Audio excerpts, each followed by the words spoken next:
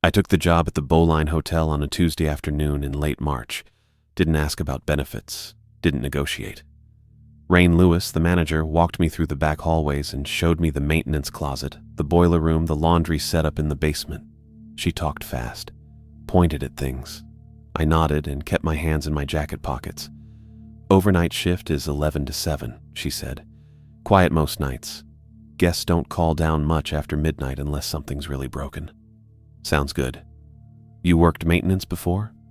Safety coordinator, up in Tacoma, but I can fix most things. She looked at me for a second.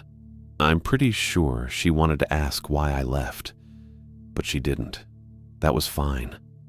I wasn't planning to tell her about the warehouse fire or the 2 guys who got hurt or the way I couldn't sleep in my apartment anymore because every time a truck drove past I thought I smelled smoke. Start Thursday, she said. 11 sharp. I showed up at 10:30. Astoria is one of those towns that feels like it's always damp. Not raining exactly, just wet. The kind of place where your jacket never fully dries and the wind off the Columbia River cuts through whatever you're wearing. I didn't mind it. I'd grown up in Longview, about an hour east, so the weather wasn't new.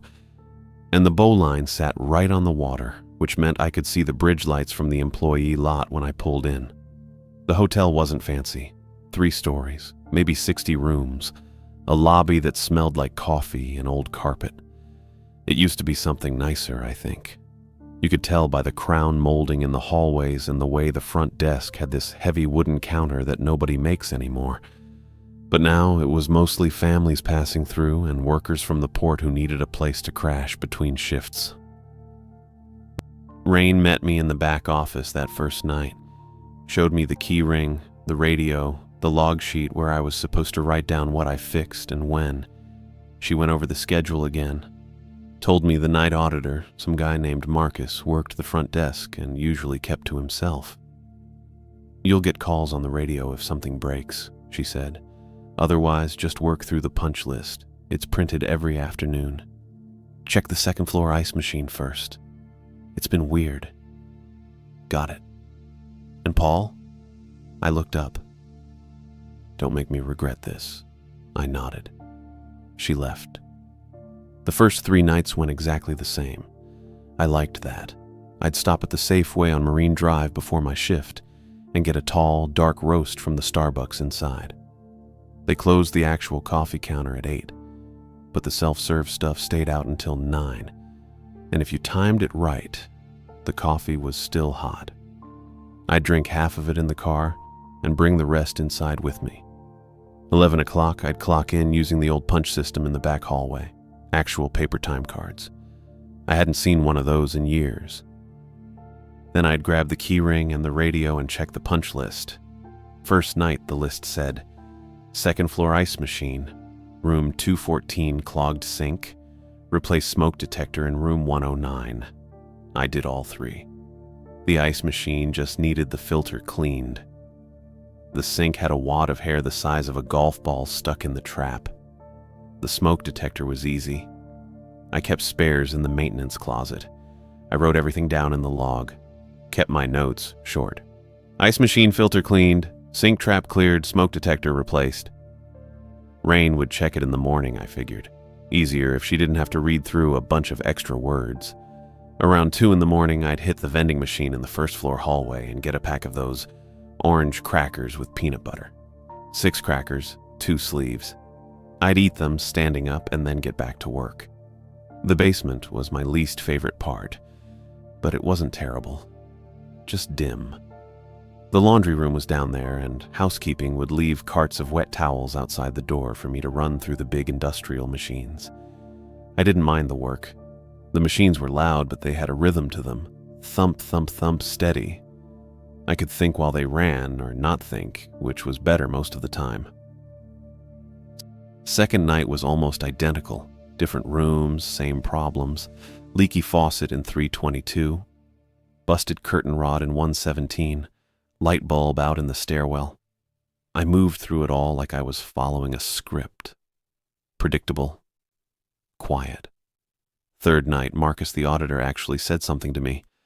I was passing through the lobby around 1 in the morning, carrying a toolbox, and he looked up from his computer. "You're the new maintenance guy." "Yeah." "You're early every night." I shrugged. Not much else to do. He nodded and went back to his screen. That was it. I liked Marcus. The thing about the sameness was that I needed it. I know that probably sounds boring or maybe pathetic, but I didn't care. After Tacoma, after watching two guys I was supposed to keep safe get loaded into ambulances, because I missed a faulty wire junction in a back storage area, I couldn't handle surprises anymore. I needed to know what was coming. The same coffee, the same drive, the same hallways, the same broken sinks and busted smoke detectors. It kept me level. I treated the routine like a lifeline, something stable I could lean on. Every night I'd finish up around 6:30, write my notes in the log, hang the keys back on the hook in the office, and clock out. I'd be in my car by 7, back at my apartment in Warrenton by 7:20. Asleep by 8 if I was lucky. It worked. For 3 nights, it worked. 4th night, Rain was waiting for me in the back office when I clocked in. That wasn't normal. She usually left around 6, maybe 7 if she was dealing with a guest complaint or inventory stuff. But there she was, standing next to the desk with her arms crossed, still wearing her hotel blazer. "Paul," she said. "Hey, I need you to do something tonight, different from the punch list." I felt something tighten in my chest. Not panic exactly, just resistance. I didn't say anything. "Corporate's coming through next week," she said. "They want the storage areas cleaned up, organized. We've got a locked lost and found cabinet in here that's been sitting for probably 2 years, maybe longer. I need you to go through it, log everything, toss what's trash, box up anything worth keeping." I looked past her at the cabinet. I'd seen it before. Tall metal thing, olive green, pushed against the back wall behind a filing cabinet and a broken office chair. It had one of those old combination locks on it, the kind with a dial. "You know the combination?" I asked. "It's taped inside the top desk drawer," she said.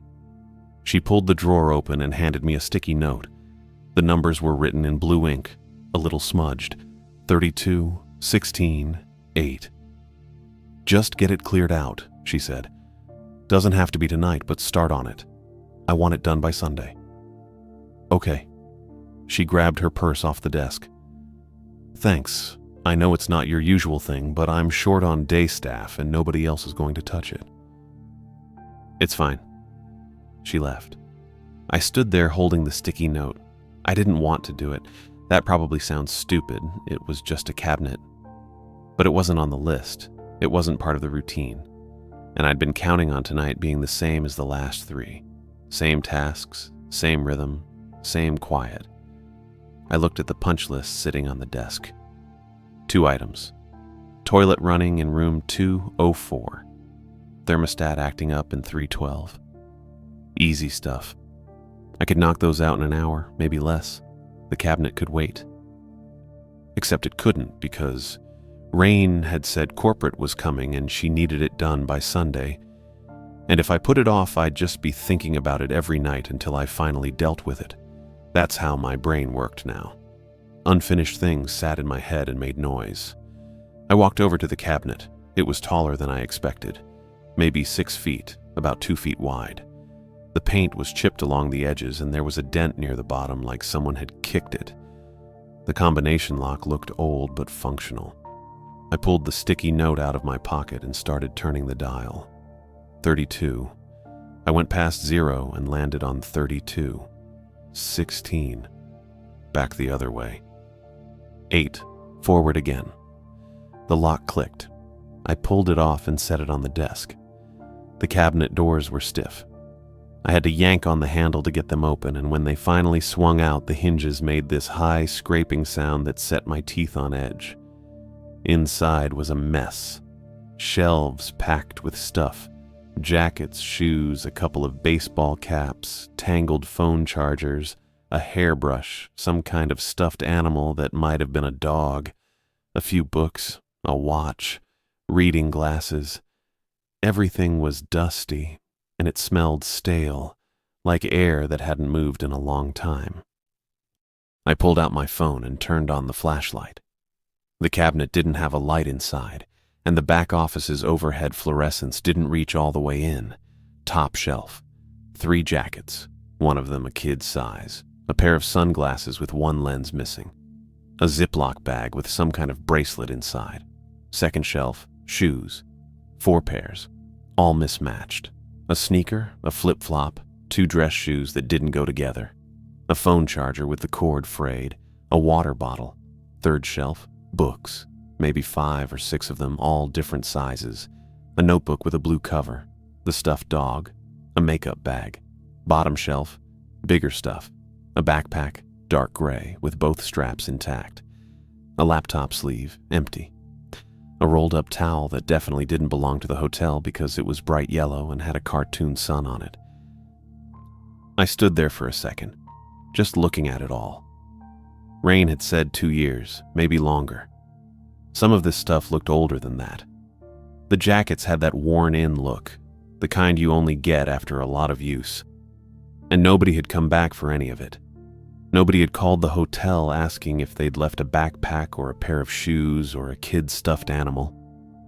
I pulled a cardboard box out from under the desk and set it on the floor. Figured I'd start at the top and work my way down. Log everything like Rain said. Toss the trash, box the rest.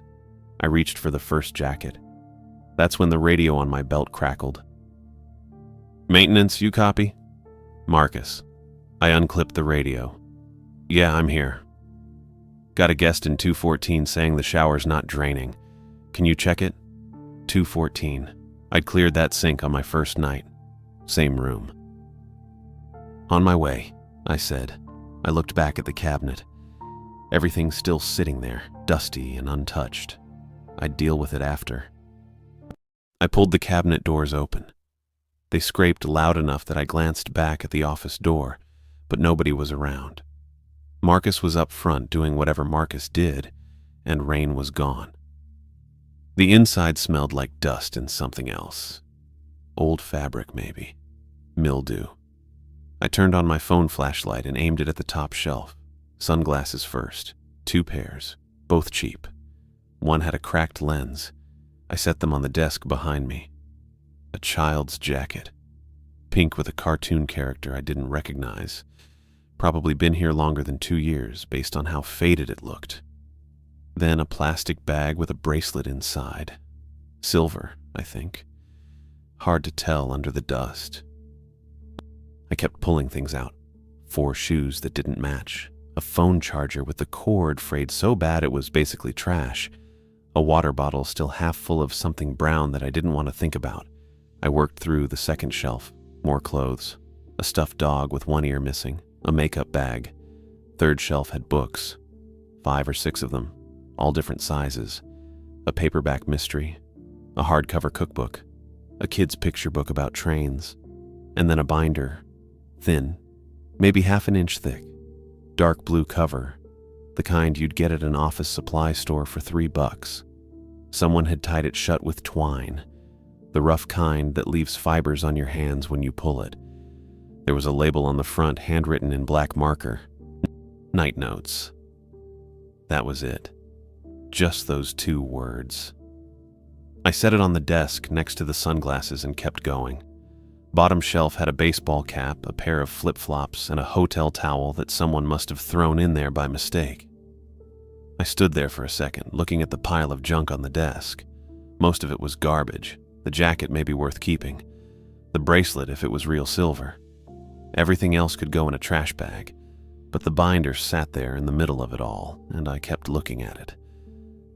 I untied the twine. It came loose, easy, just a basic knot. I flipped the cover open. The first page had 5 lines of text, typed on what looked like an old typewriter. The letters were uneven, some darker than others. The heading was in all caps. Rules for the night shift. Underneath, I read through them twice. They didn't make sense. Some of them, sure. Propping the laundry door open was just practical. I'd already figured that out on night 2 when the door swung shut behind me and I had to go back upstairs for the key. But the rest of it felt off. specific in a way that bugged me. I turned the page. The next section was a logbook.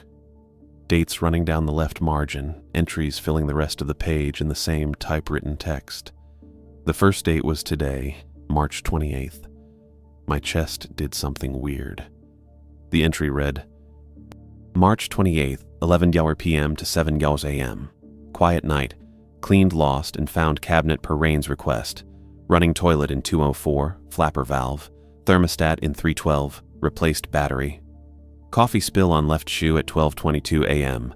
Guest complaint at 12:37 a.m. Ice machine 3rd floor. Brought kitchen ice in red bucket. Logged hours, 8. I read it again. Then I flipped forward. March 29th, March 30th, April 1st. Entries for every single night 2 weeks out. Each one had the same kind of detail. Tasks, times. Small things that didn't seem important but were written down anyway. April 2nd said I'd replace a light bulb in the 2nd floor hallway at 1:43 a.m. and find a wallet behind the vending machine at 3:15 a.m. April 5th said the boiler would make a rattling sound at 2 a.m. and I'd check the gauge, find it normal, and go back upstairs without opening the door. I sat down in the desk chair. My coffee was still on the edge of the desk, half full and lukewarm by now. This was someone's idea of a joke. Had to be. Maybe Marcus printed it out as some kind of prank for the new guy. Or Rain, testing me to see if I'd fall for something stupid. Except the details were too specific. The running toilet in 204 was on tonight's punch list. So was the thermostat in 312. Those were real. The coffee spill, though. That was random. I didn't spill coffee. I was careful. Always put the cup down before I carried tools or bent over to check something. It was automatic by now.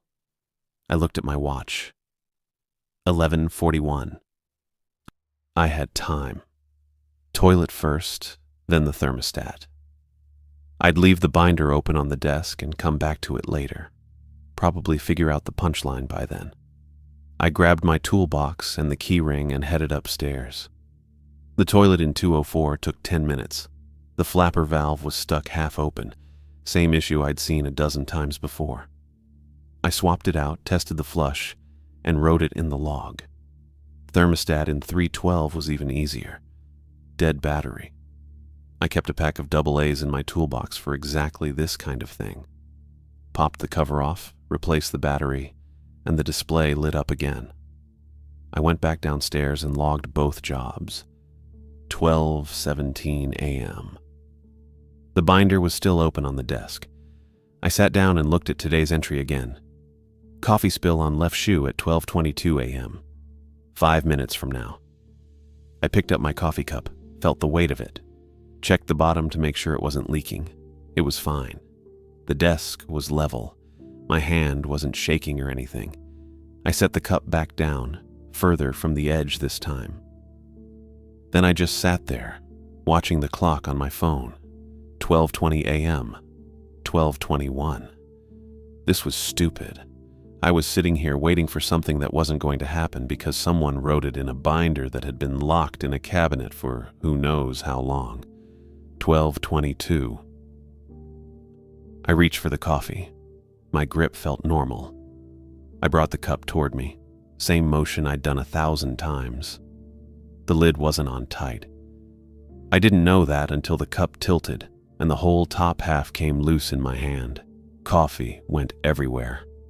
Across the desk, into my lap, straight down onto my left shoe. I stood up fast, holding the cup away from me. The lid clattered onto the floor. Coffee was still dripping off the edge of the desk. My left shoe was soaked.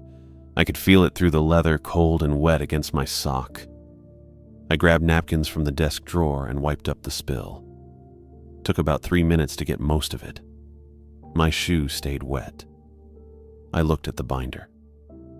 Coffee spill on left shoe at 12:22 a.m. My hands felt cold. I sat back down and stared at the entry, reading it over and over, trying to find some angle I'd missed. Some way this made sense. It didn't. The lid had been fine when I brought the coffee in. I'd checked it in the car, same as always. pressed it down to make sure it was sealed. It was tight, and now it wasn't. I turned the page, then turned it back. The entries didn't change. March 28th was still there, still exactly right about 2 repair jobs I'd already finished and a coffee spill that just happened at the exact minute it said it would. I didn't know what to do with that, so I just sat there, staring at the binder, half wanting to throw it back in the cabinet and half needing to know what came next. The next line said, "Guest complaint at 12:37 a.m. Ice machine 3rd floor. Brought kitchen ice in red bucket." I checked my watch. 12:29. 8 minutes. I got up and walked to the window. The parking lot was empty except for my car and Marcus's sedan.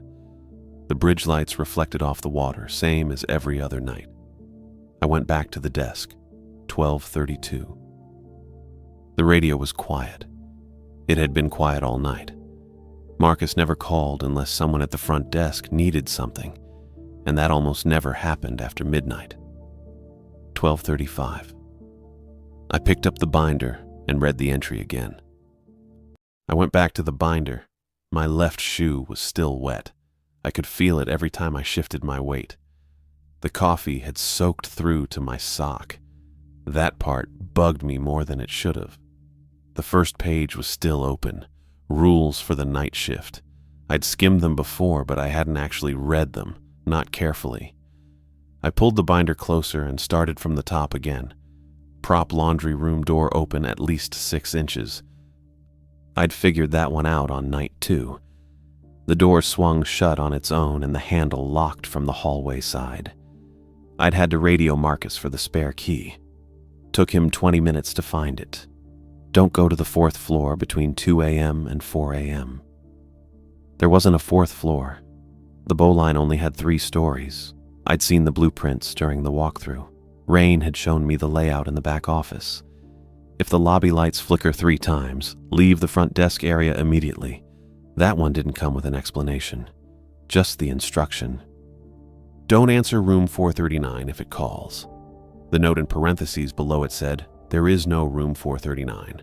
Keep the office door unlocked during rounds." I looked at the office door. It didn't have a lock on the inside, just the key deadbolt that locked from the hallway. If you hear knocking from inside the walls, ignore it. I stopped reading. My hands were cold again. The office heat worked fine, but my fingers felt stiff anyway. I flipped to the second page. More rules. Don't use the elevator between 1:11 a.m. and 1:33 a.m. That one was specific, 22 minutes exactly. I checked my phone. It was 12:43 a.m. Don't answer if room 214 calls after midnight. Room 214 was the clogged sink from my first night. I'd pulled a hair wad the size of a golf ball out of the trap. The guests had checked out 2 days ago. Basement laundry door must stay propped open at least 6 inches. Same as the first rule, but more specific about the measurement. 6 inches minimum. I sat there for a minute, maybe 2. The binder had predicted the coffee spill down to the exact minute. My shoe was still wet. That was real. I couldn't explain it, but I couldn't ignore it either. I stood up and grabbed the toolbox. The basement stairs were narrow, and the fluorescent lights flickered halfway down. They always did. I'd made a note to replace the ballast, but hadn't gotten to it yet. The laundry room was at the end of the hall. I could hear the machines running before I saw them. That steady thump, thump, thump I'd gotten used to over the last few nights. I pushed the door open all the way and looked around for something to prop it with. There was a wooden doorstop on the floor near the dryer, painted red, chipped along the edge. I picked it up and wedged it under the door, adjusting the angle until the gap measured about 6 inches. The effect was immediate. The air in the hallway behind me turned colder. Not a draft, just cold. Like someone had opened a window somewhere, but there weren't any windows down here. I stepped back into the hallway and felt it. The temperature dropped maybe 10 degrees in the space of a few feet. The laundry room stayed warm, humid from the dryers, but the hallway air didn't mix with it. They stayed separated. I stood there with one foot in the laundry room and one in the hall, feeling the difference against my legs. It didn't make sense. Air doesn't do that. Warm air rises, cold air sinks, and they mix in between. That's basic thermodynamics. But this didn't mix. I pulled my foot back into the laundry room and the warmth closed around me again. Stepped into the hall and the cold pressed against my chest. I didn't like it. I went back into the laundry room and swapped the loads anyway. Moved the wet towels from the washer to the dryer, started a new load of sheets and checked the lint trap. My hands moved through the routine, but my brain was still on that separated air. The doorstop stayed in place, 6 inches exactly. I took the stairs back up to the office. The binder was still open on the desk. I sat down and flipped past the entry about the coffee spill, past the guest complaint that hadn't happened yet. March 29th, March 30th, April 1st. I stopped on April 2nd. The entry for 1:17 a.m. said, "Used elevator anyway. Hands smelled like coins after." I read it 3 times. Anyway, that word sat wrong, like whoever wrote this knew I'd try not to, knew I'd avoid it on purpose and do it regardless. I checked my phone, 12:51 a.m., 26 minutes until 1:17. I kept flipping. April 5th had a note about the boiler. April 7th mentioned a clogged drain in room 318. April 10th said something about the ice machine again. Nothing else about the elevator. I closed the binder and pushed it to the side of the desk. My radio was quiet. Marcus hadn't called. The punch list only had the 2 items, and I'd already finished both. I should have started on the lost and found sorting. Rain wanted it done by Sunday, and tonight was only Thursday, but I didn't touch the cabinet. I just sat there until 1 p.m. Then I stood up, grabbed my keys, and headed for the stairs. I took the steps 2 at a time, going up. Checked the 2nd floor hallway first. Empty. The ice machine hummed at the far end near the window. 1:03 a.m. I walked to the 3rd floor next, slower. The stairwell smelled like industrial cleaner and old paint. My boots made almost no sound on the concrete steps. 3rd floor hallway was empty too. I checked around the corner by the vending machines. Nothing. I used to do this in Tacoma, walk the floors during safety checks, look for blocked exits, frayed cords, anything that could turn into a problem. I got good at spotting things before they mattered. That was before the warehouse. I shook it off and kept moving. The elevator was at the far end of the hall near the front stairwell. I walked past it without stopping and took the stairs back down to the 1st floor. 1:09 a.m. The lobby was empty. Marcus was at the front desk with his head down, probably reading something on his phone. He didn't look up when I crossed to the back hallway. I checked the maintenance closet. Counted the spare light bulbs on the shelf. 11 total. 360 watt, 575 watt, 3 LEDs, 1:12 a.m. My phone buzzed in my pocket. I pulled it out and saw Rain's name on the screen. Rain Lewis. Family arrived early. Room 212. Housekeeping didn't stock it. Need rollaway bed, brought up ASAP. I stared at the message. 1:13 a.m. I texted back, on it. Rain sent another message. Check system for names, Joey, Vicky, and Kid. Ethan, I think. I opened the hotel system on the desk computer. Took 30 seconds to load. The reservation for room 212 showed 3 guests, Joey Jenkins, Vicky Jenkins, Ethan Jenkins. Check-in time listed as 3 p.m. today, but the note said they'd arrived at 11:45 p.m. instead. I closed the system and looked at the storage closet across the hall. The rollaway beds were in there, folded up against the back wall. Heavy steel frames with thin mattresses, maybe 70 pounds each. Awkward to carry. The elevator was right there, 2nd floor. 30 seconds up, 30 seconds back. I checked my phone again, 1:15 a.m.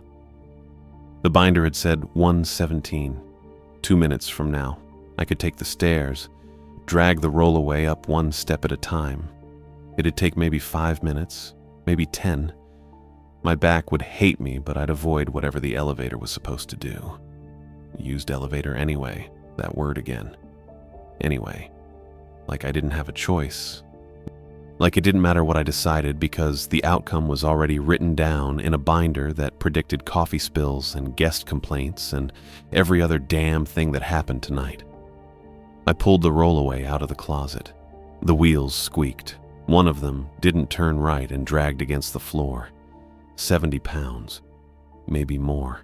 The stairs were narrow, the bed was wide, the elevator was 15 feet away. 1:16 a.m. I stood there with my hands on the cold steel frame, staring at the elevator doors, and that word sat in my head like a shove. Anyway. I wheeled the rollaway bed out of the storage closet at 1:12 a.m. The thing was heavier than it looked, metal frame on cheap casters that wobbled left every few feet. I had to correct the angle twice just getting it across the lobby.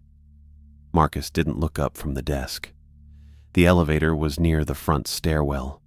I rolled the bed up to the doors and hit the call button. The panel lit up orange, same as always. I'd used this elevator maybe 3 times in 4 nights. Stairs were faster and I didn't like small spaces much. But the rollaway was awkward, and rain said ASAP, so the doors opened. Empty car, beige walls, scratched metal handrail running along 3 sides. I pulled the bed in backward, turned it, and pressed the button for 2. The doors closed. The overhead lights hummed, standard fluorescent hum, the kind you stop hearing after a few seconds. The elevator started to rise, and I felt the floor shift under my boots. Normal. All of it normal. Then it stopped. Not a smooth stop. A stall. Like the mechanism just quit halfway between floors. I waited. Sometimes elevators pause. Something about load balancing or sensor checks. I didn't know the details, but I'd seen it happen before. The panel went dark. Every button. The floor indicator. The little emergency phone light. All of it dead. The overhead fluorescence cut out half a second later. The only light left was a weak greenish glow coming from somewhere near the ceiling. Emergency backup, probably. It didn't brighten the space so much as make the shadows look wrong. Everything had this tinted edge to it, sickly and dim. I could see the rollaway bed in front of me and my hands on the frame and the outline of the doors. That was it. The air smelled different. Metallic, like pennies. Like when you handle a bunch of change and your palms come away smelling like old pockets, sharp and stale at the same time.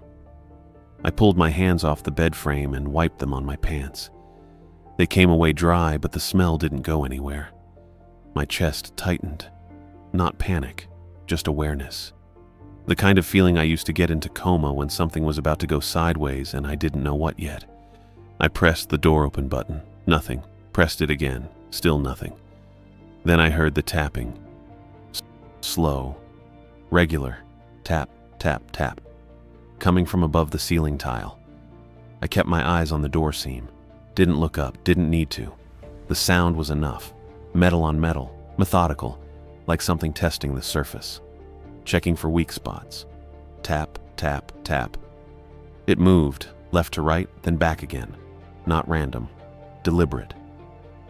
I focused on the thin line of shadow where the elevator doors met, watched it, and counted my breathing. In for 4, out for 4. Old habit from safety training.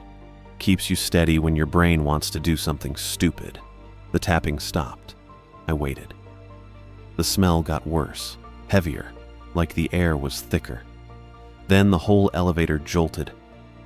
I grabbed the handrail on instinct, felt the frame shudder under my palm, and the car started climbing again. Smooth this time. No grinding gears or stuttering motion, just upward movement in the dark with that green-tinted emergency light barely holding on. The floor indicator didn't light up. I couldn't tell if we'd passed the second floor, or stopped at it, or kept going. No chime, no panel feedback, just the faint hum of the motor and my own breathing. The doors opened, I stepped out fast, pulling the rollaway bed behind me, got it clear of the threshold and let go of the frame. Turned around. The hallway looked like the bowline. Same width, same layout, but wrong. The carpet pattern was reversed. I'd walked these halls enough to know the design. Dark blue with lighter geometric lines running left to right. Here they ran right to left, flipped, mirrored. The exit signs at both ends of the corridor were dark, not broken, just unlit. I could see the red plastic casings and the stenciled letters, but no glow behind them. I looked at the nearest door, room 303. That didn't track. I'd hit the button for 2. But 303 meant 3rd floor, and the bowline only had 3 floors total. I should have been on 2. I checked the door across the hall. Room 308. The numbers were out of order.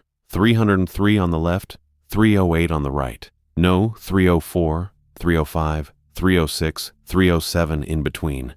Just a gap. The air felt damp, not wet, just heavy, like humidity without the warmth. A phone started ringing, farther down the hall, behind one of the doors.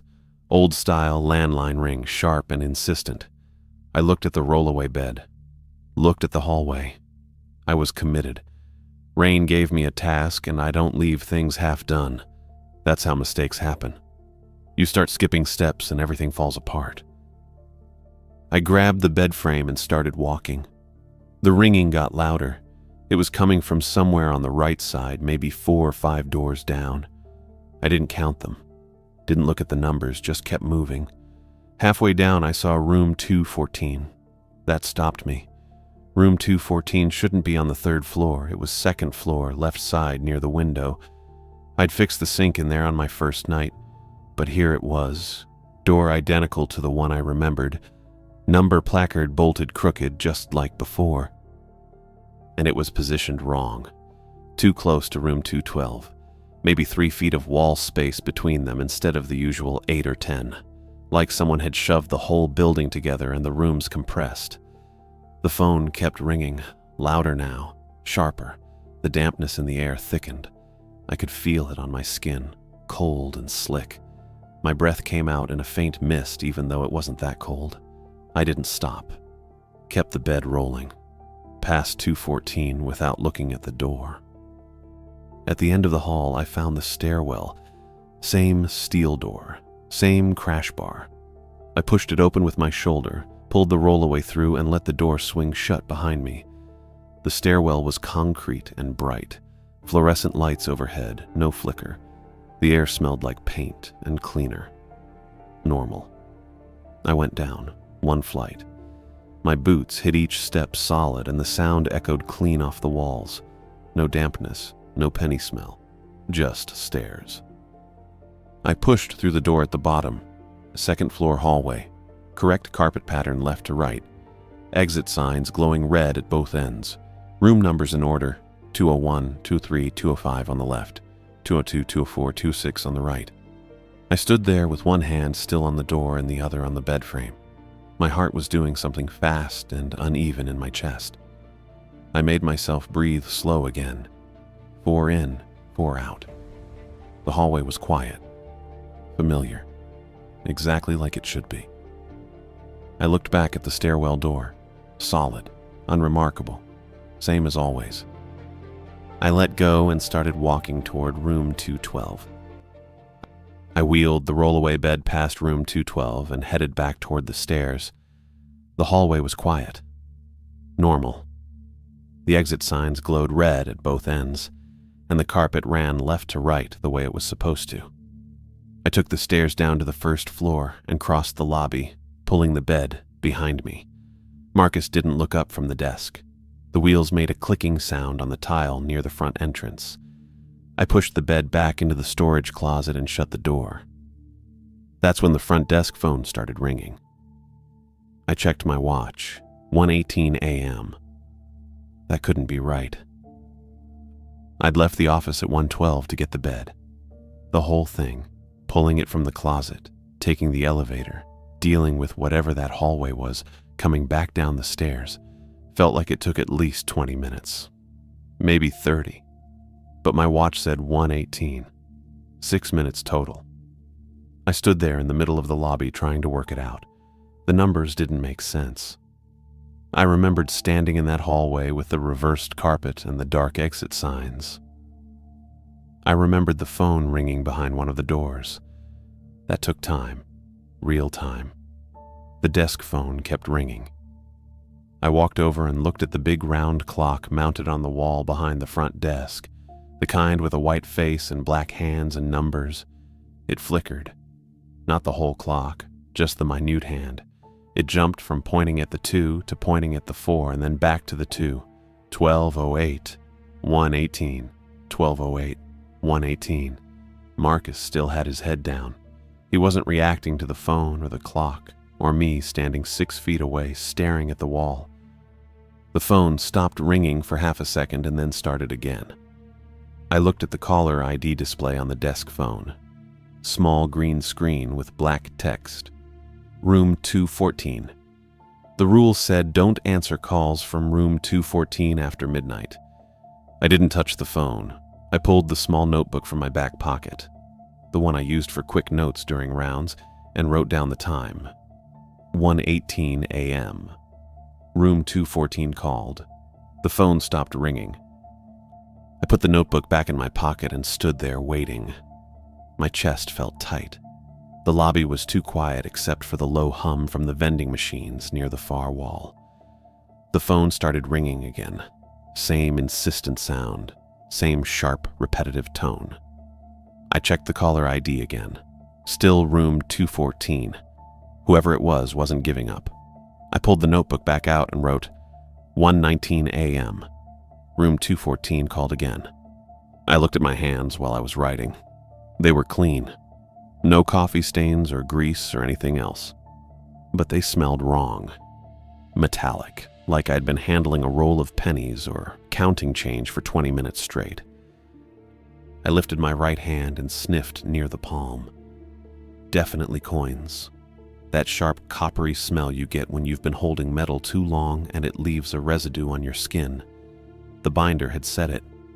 April sent, 1:17 a.m. Used elevator anyway. Hands smelled like coins after. I hadn't read that entry until tonight, but it had been sitting in the cabinet for who knows how long, and now my hands smelled exactly like it said they would. The phone finally stopped ringing. I walked back to the office and pushed the door open. The binder was still sitting on the desk where I'd left it, open to the page with tonight's entries. I sat down and flipped back to the rules section, then forward through the dated entries. March 28th, March 29th, March 30th. I stopped. There was a new line on the March 30th entry, handwritten in blue ink that looked darker and fresher than the rest of the page. Different handwriting too, smaller and neater than the typed text or the other handwritten notes. It said, 2:41 a.m., check the mirror in the lobby restroom. I read it 3 times. I hadn't seen that line before. I was sure of it. I'd gone through this binder twice already tonight, and that entry hadn't been there. I flipped back 1 page, then forward again. The line was still there. Same blue ink, same neat handwriting. The binder was changing, adding things, reacting. I thought about the elevator, how I'd told myself I wasn't going to use it, how I'd planned to take the stairs.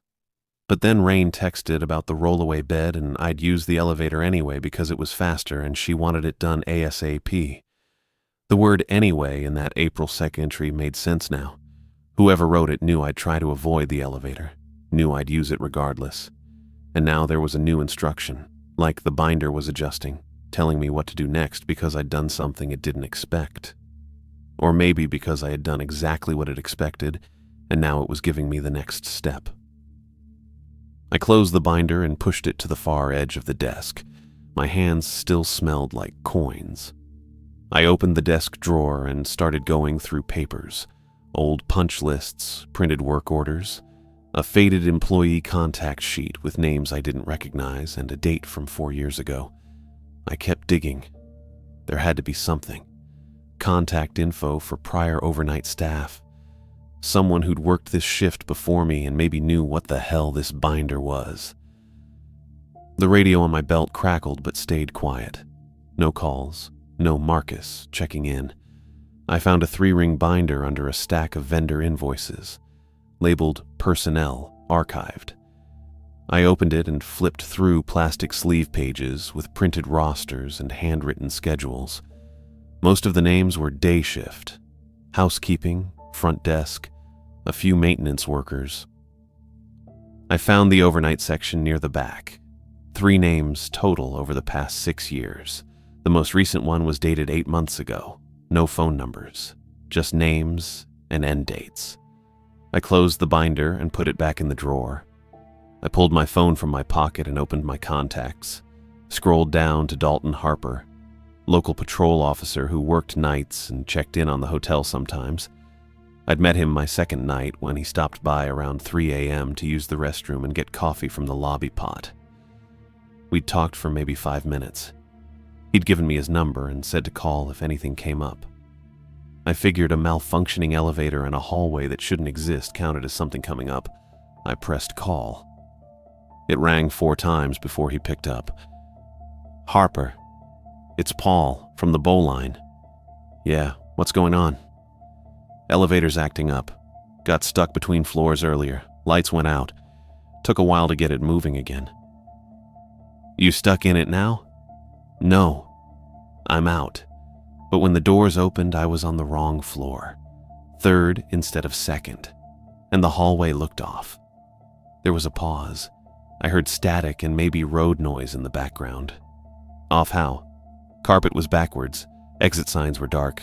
Room numbers out of order." Another pause. "You feeling okay?" "I'm fine. I'm just saying the elevator's not working right. Thought you should know in case someone needs to call it in." "You tell Rain?" "Not yet. It's 1:30 in the morning." "Right." He exhaled. "I'm over on the east side right now, but I can swing by in 20. Take a look." "Appreciate it. Don't use the elevator again until I get there." Wasn't planning on it. I ended the call and put the phone back in my pocket. I didn't mention the binder. Didn't mention the rules or the entries or the phone ringing from room 214. I wasn't sure how to explain any of that without sounding like I'd lost it. The office felt smaller than it had an hour ago. I stood up and walked out into the hallway. I needed to check the laundry. Make sure the doorstop was still wedged at 6 inches. I took the stairs down to the basement. The fluorescent light halfway down flickered the way it always did. I still hadn't replaced the ballast. At the bottom, the hallway stretched out toward the laundry room. I could hear the machines running. Thump, thump, thump. The doorstop was still in place. 6 inches exactly. The air on my side of the threshold was cold. The air inside the laundry room was warm and damp. I stepped inside and checked the dryer. Towels were done. I pulled them out and folded them into a cart, started a new load from the washer. When I came back out into the hallway, I kept my eyes forward, no looking at windows or shiny surfaces. The vending machines were near the far stairwell on the 1st floor, and I wasn't going that way. But I had to cross the lobby to get back to the office. I climbed the stairs and pushed through the door into the 1st floor hallway, walked past the maintenance closet and turned the corner into the lobby. The vending machines were on the left. Bright lit panels with glass fronts reflecting the overhead lights. I kept walking, didn't look directly at them. But I saw it anyway, just for a second. In my peripheral vision, my reflection in the glass. It was standing still when I wasn't. I stopped walking. My reflection kept moving, just a little. A slight turn of the shoulders, a shift of weight. I looked away fast and kept my eyes on the floor. My heart was pounding. I checked my phone. 2:39 a.m. 2:41 was 2 minutes away. The new line in the binder had said to check the mirror in the lobby restroom at 2:41. I wasn't going to do that. I didn't care what the binder said. There were some rules you didn't test. I walked straight to the office without looking at anything reflective and shut the door behind me. I stayed in the office with the door open, listening for footsteps or the front entrance chime. At 2:45 a.m., I heard boots on tile and walked out to the lobby. Dalton was standing near the front desk, hands on his duty belt. Marcus wasn't at his usual spot. The chair was empty. "Hey," I said. Dalton turned, looked at me. Not the way you look at someone you've met before. Not even the way you look at a stranger you're about to help. He looked at me the way you look at furniture. "You the one who called about an elevator?" he said. I stopped walking. "Yeah. What's your name?" That was it. Right there. I'd talked to Dalton 3 times before tonight. Once when he stopped by on rounds my second shift. Once when I saw him at the Safeway on Marine Drive buying energy drinks at 6 a.m.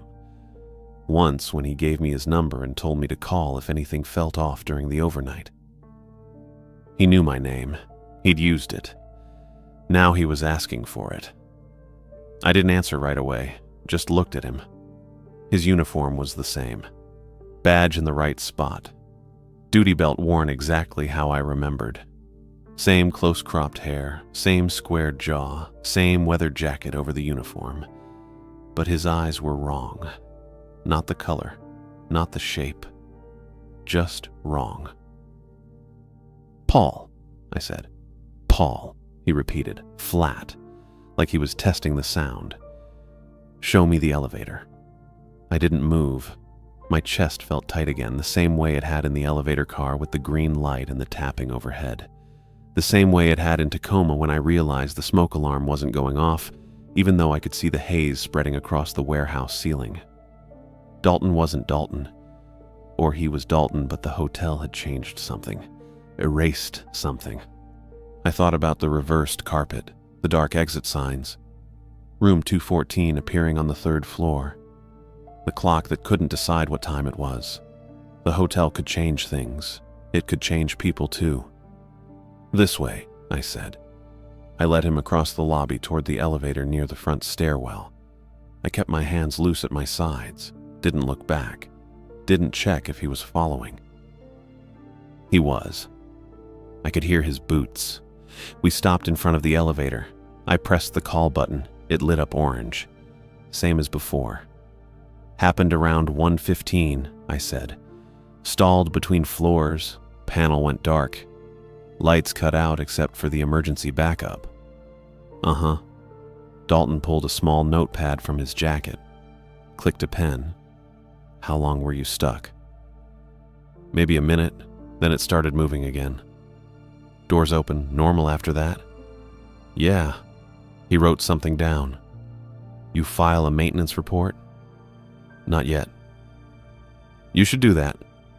The elevator doors opened. Empty car, beige walls, scratched handrail. Overhead fluorescent working fine.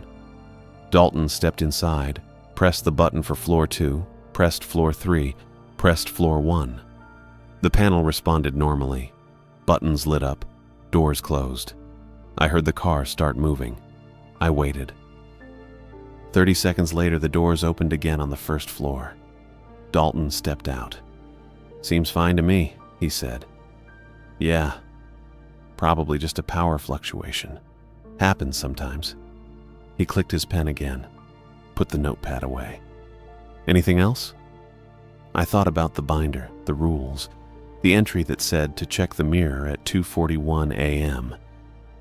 I thought about room 214 calling twice. I thought about my hands still smelling like coins. "No," I said, "that's it." "All right." Dalton nodded once, started walking toward the front entrance. Stopped, turned back. "You work here long?" "4 nights." "Uh-huh." He looked at me the same way again. "Furniture? You seem tired." "I'm fine." "Right." He pushed through the front door and left. I stood in the lobby alone. Marcus still wasn't at the desk. I checked my phone. 2:51 a.m. I walked back toward the office, eyes on the carpet. Halfway across the lobby, I saw something white on the floor near the vending machines. A key card. I picked it up. plain white plastic with the Bowline logo stamped in faded blue ink. No room number, just 2 words printed in small black letters along the magnetic strip. Lobby only. I'd never seen a keycard like that before.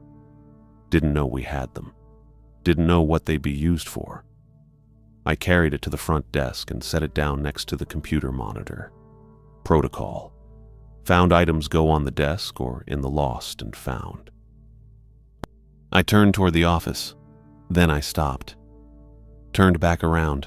Walked straight to the front entrance, pushed through the glass door, and stepped outside.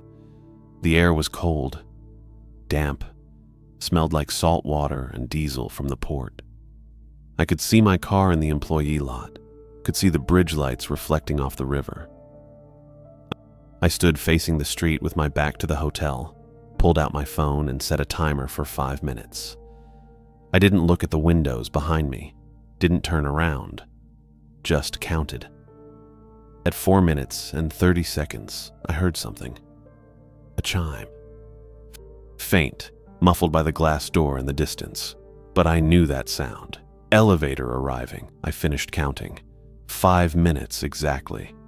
Then I turned around and went back inside. The lobby looked normal, lights steady, no flicker. The clock behind the front desk showed 2:58 a.m. The minute hand wasn't jumping anymore. Marcus was back at the desk, head down, didn't look up when I walked past. I crossed to the office. The binder was still on the desk, but the twine was untied. I stopped in the doorway. The rough brown twine I'd pulled loose when I first opened the binder was sitting in a loose coil next to the dark blue cover. The binder itself was open. Pages spread flat. I stepped closer. It was open to a blank page, no date, no typed header, no handwritten entries. Just white paper. A pen was lying across the center of the page. Black ballpoint, the kind we kept in the desk drawer. The tip looked wet. I picked up the pen, held it up to the light. A tiny bead of ink clung to the tip, fresh and dark. I set it down carefully. Then I closed the binder, wrapped the twine around it twice, and tied it tight. I left it on the desk and went to the basement. The stairs were the same.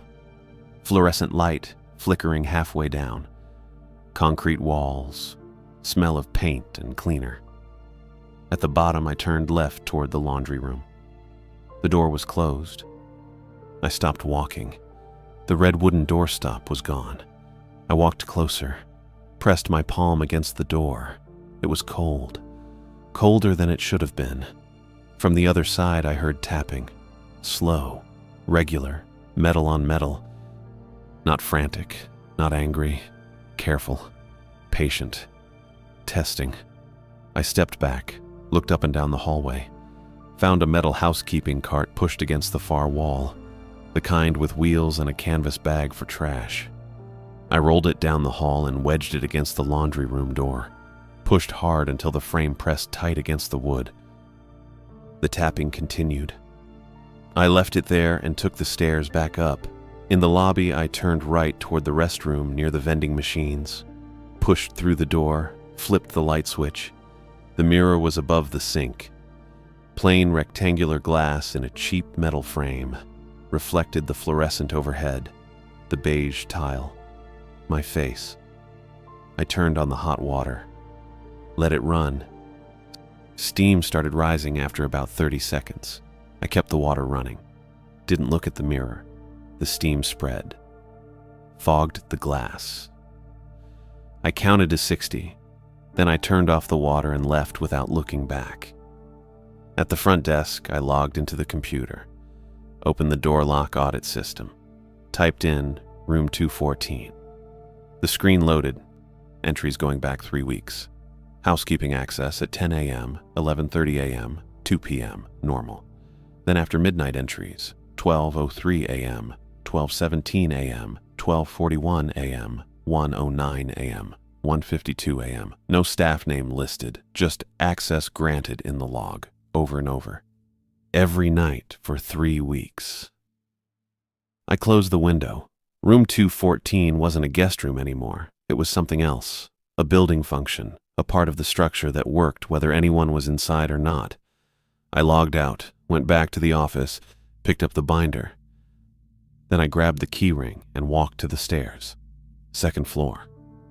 The hallway was quiet, carpet running left to right, exit signs glowing red at both ends, room numbers in order. I walked to room 214. The door looked the same as it had on my first night, same crooked number placard, same scuffed paint along the bottom edge. I pulled the master key from the ring, slid it into the lock, turned it.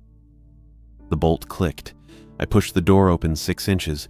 Cold air spilled out, not cold like air conditioning, cold like a freezer, like winter. I heard ringing, muffled, distant, like it was coming from underwater. I didn't step inside, didn't look past the threshold. I held the binder in my right hand, pulled my arm back, threw it through the gap. It hit the floor inside with a flat slap. The ringing stopped, pages flipped, fast, loud, like wind tearing through paper. Then the binder snapped shut. Something dragged it deeper into the room. I didn't see what, didn't look. I reached through the gap, fingers searching the carpet. Found the binder's edge, braced my boot against the spine. Pulled. It resisted. Then it slid toward me. I grabbed it with both hands, yanked it through the doorway, and stepped back. The door started closing on its own. I turned and ran for the stairwell, shoved through the fire door. Let it slam behind me. My breathing was fast, uneven. I stood in the stairwell for 30 seconds. Listened. Nothing.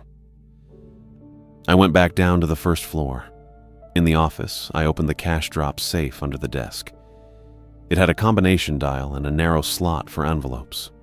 I pulled the safe door open with the key Rain kept in the top drawer. I put the binder inside, closed the door, spun the dial 3 times. The tapping in the basement stopped. I sat at the desk, checked my phone. 4:18 a.m. I stayed there until 6 a.m. Didn't move, didn't check the punch list, didn't run laundry, just sat. At exactly 6 a.m., I heard the back door open. Footsteps in the hallway.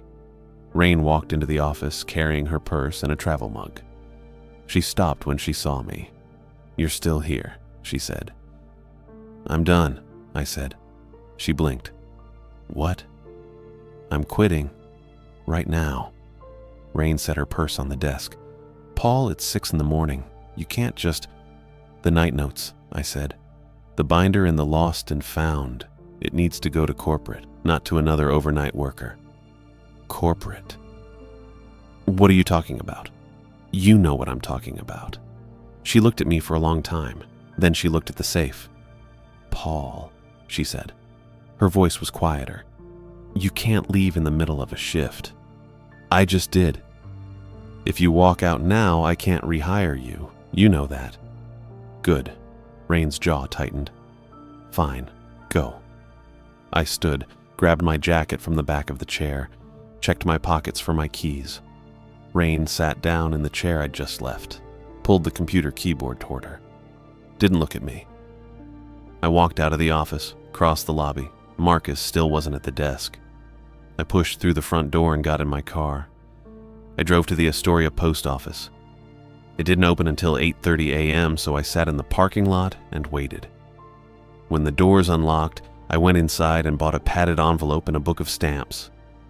I pulled my spare drop-safe key from my keychain, the one Rain had given me on my first night in case the main key got lost. I sealed it in the envelope, addressed it to myself, my apartment in Tacoma. Zip code I'd written 100 times. I handed it to the clerk and paid in cash. Then I got back in my car and left Astoria. I took Highway 30 east, drove past the turnoff for Warrenton, past my apartment complex with the peeling paint and the dumpsters that smelled like old fish. Kept driving. The highway followed the river for a while, then it cut inland through forest and farmland. I stopped once for gas in Klatskanee, bought a bottle of water and a bag of chips I didn't eat. I got back on the highway and kept going. By 9 a.m., I was past Longview. By 10:30, I was crossing into Tacoma. I didn't go to my apartment. Drove straight to a storage facility off Pacific Avenue and rented a unit. Paid 3 months up front. Went back to the apartment, packed everything I owned into my car and a U-Haul trailer I rented from the place 2 blocks over. Took 4 trips. I turned in my keys to the apartment manager on the 5th. Didn't ask for my deposit back. Didn't leave a forwarding address. I stayed in a motel near the airport for 2 weeks. Then I found a studio in Olympia. Ground floor, 2 exits. No overnight deliveries in the area. I worked day shifts after that. Grocery stock at a Safeway. Line cook at a diner off I-5. Security at a shopping mall during the holidays. Never nights. I got job offers. Overnight warehouse work paid double. Graveyard janitorial shifts came with benefits and overtime. I turned them all down. Didn't matter what they paid. Didn't matter how bad I needed the money. I never took another night shift job.